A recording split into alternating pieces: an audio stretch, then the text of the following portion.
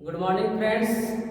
आज हम सभी बात करेंगे चैप्टर वेक्टर के बारे में। जैसा कि मैंने पहले भी बतलाया था, वेक्टर चैप्टर जो स्टार्ट हुआ था आपको क्लास 11th के सेकेंड चैप्टर। हम लोग फर्स्ट चैप्टर में बात किए थे वेक्टर के बारे में, कुछ उसके ट्रिक के बारे में। इसके पहले मैंने यूनिट और डायमेंशन पूर्ण रूप से समाप्त कर दिया था और वेक्टर चैप्टर को शुरू किया था।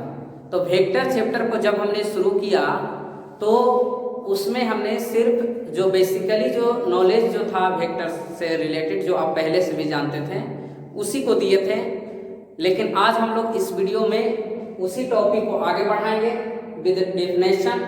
परिभाषा जो है आपको यहाँ पर नजर आएगा आपको सबसे पहले, और तब हम इस क्वांटिटीज के बारे में समझाएंगे। तो सबसे पहले आप क्या कीजिए कि इसका स्क्रीनशॉट लीजिए, उसके बाद मैं समझाना स्टार्ट करता हूँ। तो चलिए अब हम लोग शुरू करते हैं। सबसे पहले अदिश राशि के बारे में। अदिश राशि आखिर क्या होता है? तो डेफिनेशन दिया गया है कि जिस भौतिक राशि को पूर्ण व्याख्या करने के लिए अगर उस भौतिक राशि के बारे में कुछ भी पूछा जाए और उसका जानकारी आपको परिणाम से मिल जाए, सॉरी यहाँ पर परिणाम नहीं, परिमाण, जिसको इंग्लिश में मैग्नीट्यूड कहते हैं, ठीक है। यानी कि यदि किसी भौतिक राशि को यदि आपको पूर्ण रूप से व्यक्त करना है और केवल परिमाण से पता चल जाए कि उस भौतिक राशि में क्या है क्या नहीं है, तो उस भौतिक राशि को हम अदिश राशि कहेंगे। यानी कि जिस भौतिक राशि को पूर्ण रूप से व्यक्त करने के लिए, उसकी व्याख्या करने के लिए केवल मैग्नीट्यूड की आवश्यकता हो, तो उसे हम अदिश राशि कहेंगे। आपको हम वेक्टर के फर्स्ट वीडियो में बतला दिया था मैग्नीट्यूड होता है क्या, आखिर कैसे जानेंगे कि यह इसकी मैग्नीट्यूड है। तो जो स्टूडेंट उस फर्स्ट वीडियो को नहीं देखे हैं तो प्लीज आप पहले पार्ट 1 को देखें वेक्टर को, तब आपको पार्ट 2 समझ में आएगा। तो यह डेफिनेशन हुआ। जैसे में हमने लिख दिया सभी मूल राशियां टोटल कितने होती हैं? 7 होती हैं। लंबाई, द्रव्यमान, समय, विद्युत धारा, ताप, ज्योति तीव्रता, पदार्थ के परिमाण, ये सभी जो है 7 मूल राशियां हैं। तो सभी मूल राशियां अदिश राशियां हो जाएगी, क्योंकि किसी मूल राशि के बारे में यदि आप उठा करके देखिएगा तो कोई भी मूल राशि जो होगा उसमें केवल परिमाण होगा, दिशा नहीं होगा। सिर्फ एक मूल राशि है जो विद्युत धारा है, जिसमें परिमाण भी आता है और दिशा भी आता है। तो हमने उसका रीजन बतलाया था कि विद्युत धारा के पास परिमाण और दिशा दोनों है। Electric current has magnitude and direction both. इसके बावजूद भी इलेक्ट्रिक करंट स्केलर क्वांटिटी है। क्यों स्केलर क्वांटिटीज है? तो because it does not follow addition rule of vector. जो वेक्टर का जो एडिशन रूल होता है उस रूल को इलेक्ट्रिक करंट फॉलो नहीं करता है। लेकिन हम इसको गहराई से कब समझेंगे? जब हम आपको एडिशन रूल को समझाएंगे। एडिशन रूल आखिर होता है क्या? जब आपको वह चीज समझ में आ जाएगा तब समझ में आएगा कि विद्युत धारा के पास परिमाण और दिशा दोनों रहने के बावजूद वह अदिश क्यों हुआ। तो उसको हम लोग नेक्स्ट वीडियो में क्लियर करेंगे। चाल, दूरी, विभव इत्यादि, यानी कि चाल, दूरी, विभव, ये जितने सारे हैं इसमें केवल परिमाण होता है, दिशा नहीं होता है।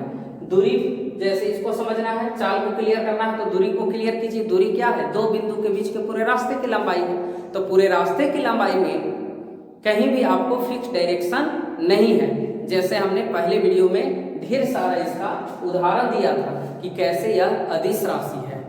जैसे हम मान लिया, बना लिया ए पॉइंट और बी पॉइंट। ए और बी के बीच का टोटल डिस्टेंस मान लिया 10 मीटर, 20 मीटर, 30 मीटर। इसमें कोई भी डिस्टेंस, इसमें कोई भी डायरेक्शन तो नहीं है। डिस्टेंस है, लंबाई है, परंतु डायरेक्शन नहीं है, इसलिए यह क्या हो गया? अदिश राशि। लेकिन जब इसमें एक निश्चित डायरेक्शन होगा तो यह दूरी विस्थापन की तरह बिहेव करेगा, इसलिए विस्थापन को लिखा गया है सदिश राशि में।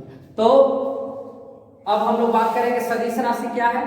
तो जिस भौतिक राशि को पूर्ण व्याख्या करने के लिए हमें परिमाण और दिशा दोनों की आवश्यकता होती है, उसे हम सदिश राशि कहते हैं। और इसके अलावा क्लास 11th में यह भी लिखेंगे कि यह सदिश योग के नियम को पालन करता है। जो वेक्टर का एडिशन रूल है उसको यह फॉलो करता है। तो एडिशन रूल को भी हम समझाएंगे आपको कि एडिशन रूल आखिर होता है क्या। तो विस्थापन, वेग, त्वरण, बल, संवेग, आवेग, विद्युत क्षेत्र की तीव्रता, ये सारे जो हैं ढेर सारे फिजिकल क्वांटिटीज सभी जो होते हैं यह सदिश राशि के अंतर्गत आते हैं।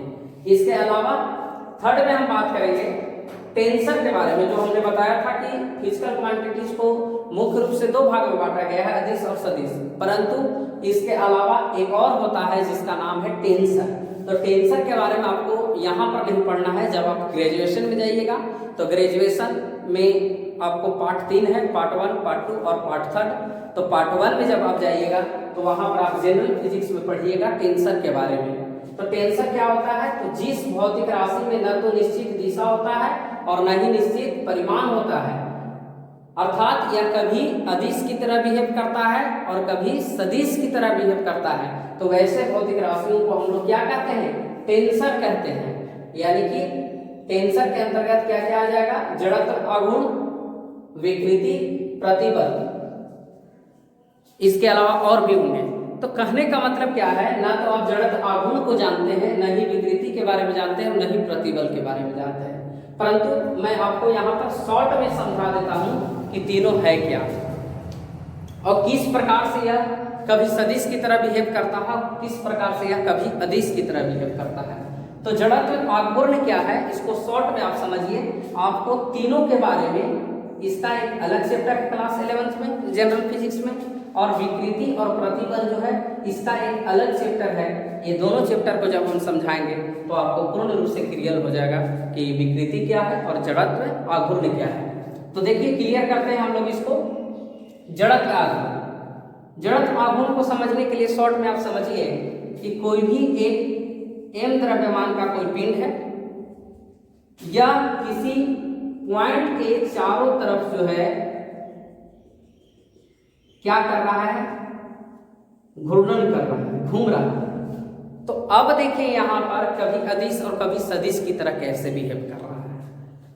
जब m द्रव्यमान के यह पिंड है तो इसमें कुछ न कुछ परिमाण होगा।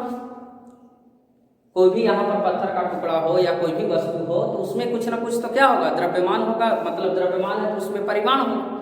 तो जब परिमाण होगा यानी कि मात्रा जब आ गया तो परिमाण को तो इंडिकेट कर दिया जड़त्व आघूर्ण, क्योंकि जड़त्व आघूर्ण का निर्माण कब होगा, जड़त्व आघूर्ण का निर्माण कब होगा, जब कोई वस्तु जिसमें द्रव्यमान m हो और वह किसी निश्चित बिंदु के चारों तरफ क्या करे, रोटेशन करे, घूमे, तब होगा निर्माण आपको जड़त्व आघूर्ण का।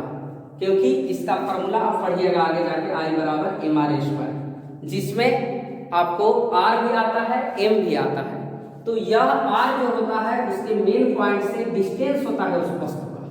तो अगर फिक्स डायरेक्शन में लिया तो दूरी है इसमें, यानी कि विस्थापन की तरह बिहेव करेगा, तो यह सदिश की तरह भी बिहेव करेगा।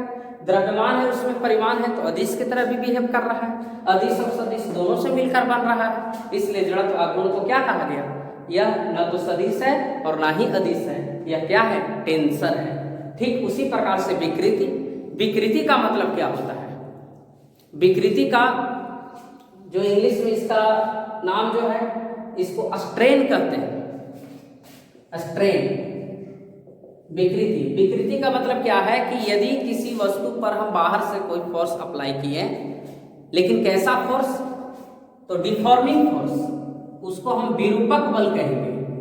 विरूपक बल नाम से यह स्पष्ट है कि रूप को बिगाड़ने वाला बल, वी से उसमें कुछ न कुछ विकृति उत्पन्न करेगा, यानी कि उसके रूप को बिगाड़ेगा।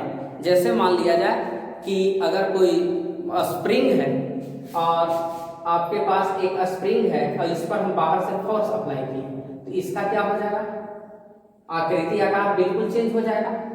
कहने का मतलब कि इसका रूप क्या हो गया, बिगड़ गया। एक प्लास्टिक का बॉल है, उसको यदि हम फोर्स लगाते हैं, दाबते हैं, और अगर वह उसकी आकृति बदल जाती है, बॉल जो है उस पर हम फोर्स लगाएं और इस ढंग से हो गया, दब गया, तो इस परिस्थिति में भी क्या हो जाएगा, इसकी आकृति क्या हो जाएगी, बिगड़ जाएगी। आकृति कहने का मतलब क्या, उसका रूप जो है क्या होगा, बिगड़ जाएगा। मान लिया जाए कि आपके पास किसी धातु का कोई वायर है और वह त्रिभुजाकार में है, इस पर फोर्स लगाया, इसकी आकृति को हम बिगाड़ सकते हैं। सिंपल कोई वायर है, इस पर फोर्स लगा के इसको सर्कुलर फॉर्म में बना सकते हैं। तो विकृति का मतलब क्या हुआ? विकृति का मतलब कि उसके रूप को क्या कर देना, बिगाड़ देना। तो यहाँ पर जब बिगाड़ रहे हैं तो उस पर एक क्या कर रहे हैं, फोर्स हम लगा रहे हैं, बल लगा रहे हैं, तो उसमें सदिश का भी प्रॉपर्टी जा रहा है और फिर उसका जब रूप बिगड़ रहा है तो